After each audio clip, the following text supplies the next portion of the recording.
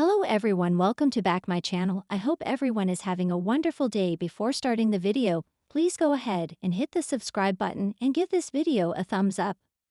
The bold and the beautiful recap is in for Friday, December 5, 2025. In today's episode, Eric Forrester, John McCook, is blindsided. John Finn Finnegan, Tanner Novlin, tries to reassure Steffi Forrester Finnegan, Jacqueline Metzins Wood. Plus, Daphne Rose, Muriel Hilaire, has a gift for a special man.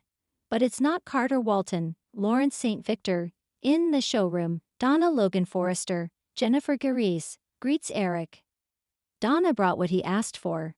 Eric says that it's not an entire collection, but Ridge Forrester, Thorsten K., will change his mind once he sees these designs. Donna is worried. Eric says she is starting to sound like Ridge. Donna is worried about the added stress. It's important that he also relaxes. Eric says he can do that. Eric gets a text from Ridge. He's wanted in the office. Eric is so excited to show his son these designs. Meanwhile, Ridge brings in an ice bucket and champagne into the office. There is a chocolate cake on the conference room table. Ridge thinks about the last time Eric got intense about working. It was when he was dying. Ridge is worried. It's why he's doing this, before the job kills his dad. Carter and Daphne enter.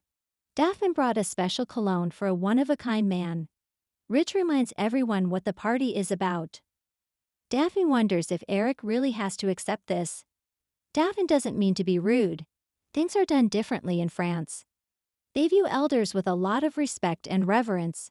Nothing like this. Daphne thinks Eric should be able to decide his own future. In another office, San kisses. Finn can tell something is off. Steffi is just worried about how her grandfather is going to take this retirement surprise. Finn explains that's why Ridge wants his father to retire now. Eric's health should be his first priority. Finn says that she is coming from a place of love. Finn thinks Eric will eventually understand. Steffi is worried that Eric isn't going to accept the retirement party very well. However, she agrees with Ridge. It's time for Eric to close this chapter. Everyone gathers in the office. Eric enters and is shocked to find out that he's retiring. Eric says he and Stephanie Forrester, Susan Flannery, built FC from the ground up. Eric decides what to do. He refuses to participate in the retirement party, but Ridge says he has no choice. The morning at Forrester Creations opened with attention so thick it practically draped over the office, like one of Ridge's luxurious cashmere coats. The familiar hum of the coffee machines and the clatter of keyboards seemed almost muted against the storm brewing within the walls of the fashion empire.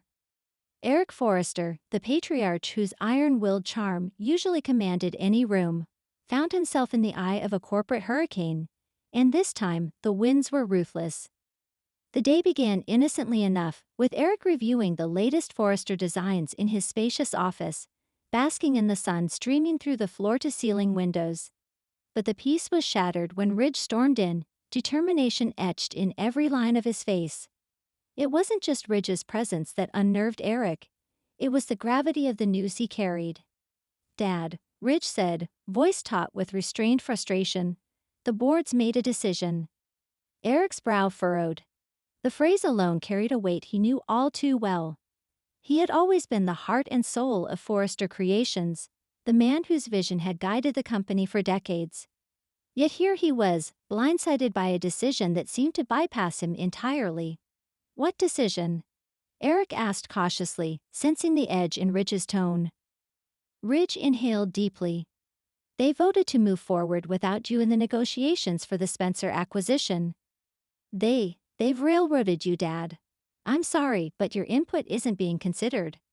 The word railroaded hung in the air like a guillotine blade.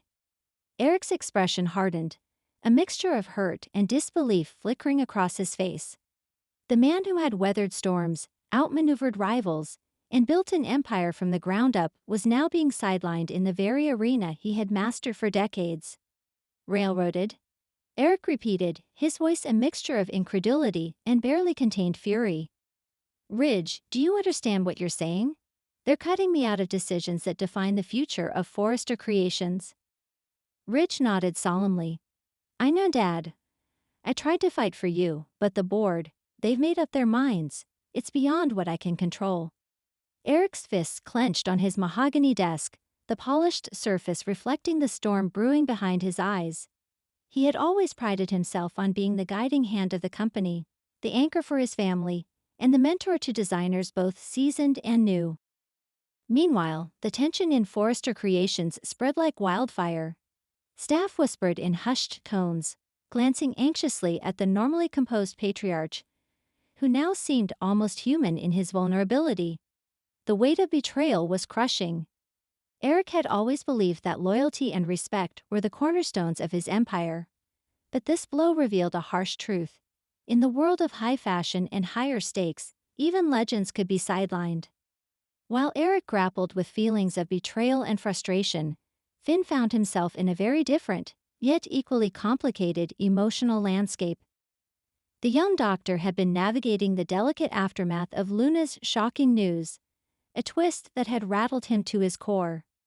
Finn, ever the steady hand in turbulent times, knew that reassurance was needed, not just for himself, but for those he cared about. Finn and Steffi shared a quiet moment in her office, a rare space of calm amidst the drama. He took her hand gently, meeting her gaze with unwavering certainty. "Steffi," Finn said, his tone soft but resolute. "Whatever comes, we face it together. I promise. Nothing is going to change that." Steffi's eyes shimmered with a mix of relief and lingering doubt.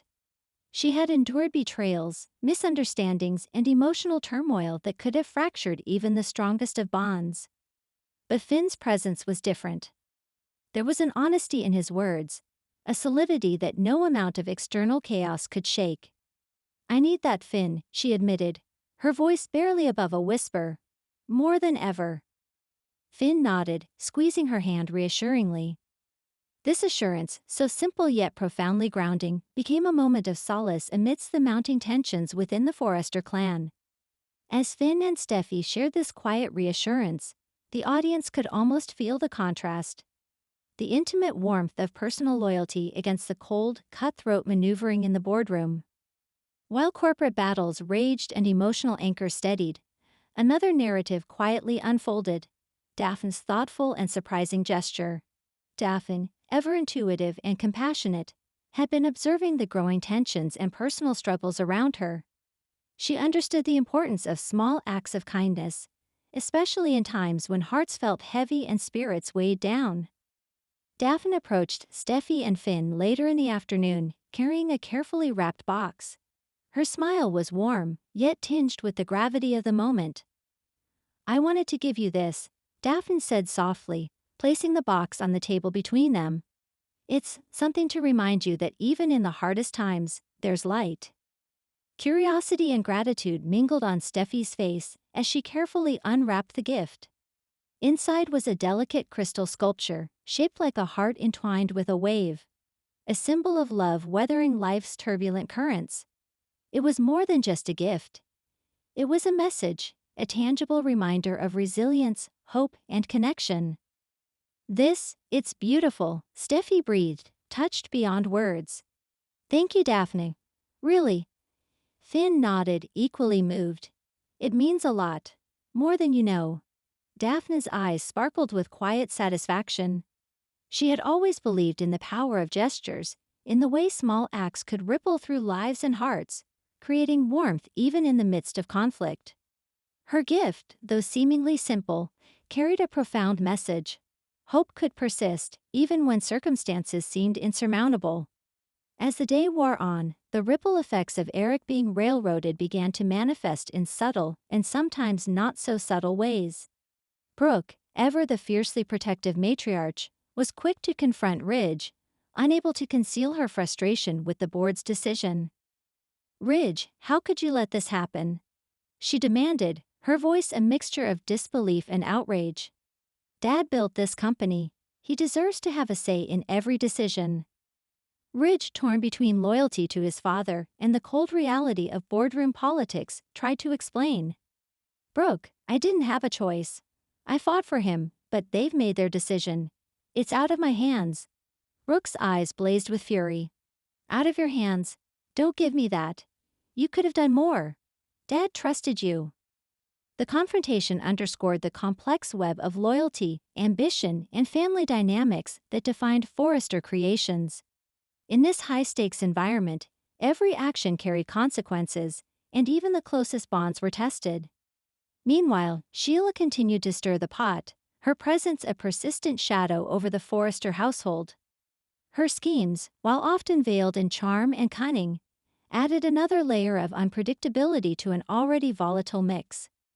Though she had moments of vulnerability, her true nature always seemed to surface at precisely the wrong, or right, moment, depending on perspective.